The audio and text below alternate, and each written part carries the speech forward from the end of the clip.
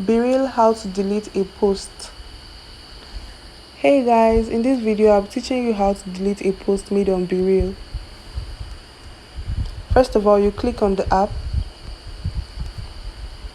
You'll be led to this home page. At the top you'll see a picture that I posted recently. Below it you'll see 3 dots. You click on it. You click on options, which is at the bottom right. Then you can delete your BeReal. The second way to do this, you click on the profile icon at the top right. You click on the day you made the BeReal.